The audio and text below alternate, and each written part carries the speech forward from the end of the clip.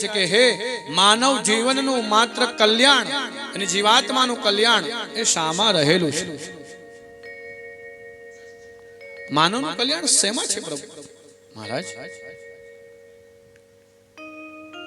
શુદ્ધ પુરાણીએ ઉત્તર આપતા કહ્યું કે મનુષ્ય માટે તો સર્વશ્રેષ્ઠ કલ્યાણ ભગવાનના નામનો આધાર છે, એના સિવાય એ નિરાધાર છે.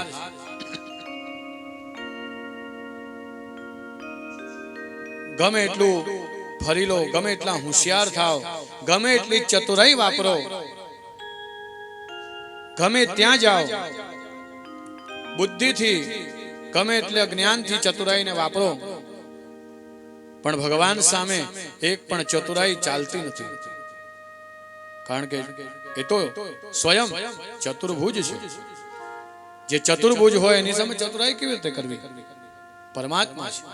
હે માણસને કદાચ ઉલ્લુ બનાવી શકે, પણ પરમાત્માને નહીં. ઉત્તર આપતા મનુષ્ય માટે સર્વશ્રેષ્ઠ ધર્મ એ જ માનવનું કલ્યાણ છે.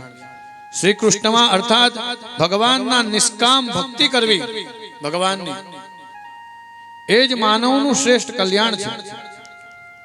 એકાગ્ર મનથી ચિત્ત થઈ કીર્તન ધ્યાન ને પૂજન કરવું, એટલે જ કહેવાય છે ને કે મધુર મધુર નામ હરિ ઓમ વિઠ્ઠલા. મધુર મધુર નામ હરિ ઓમ વિઠ્ઠલા. મધુર મધુર હરિ ઓમ વિઠ્ઠલા. મધુર મધુર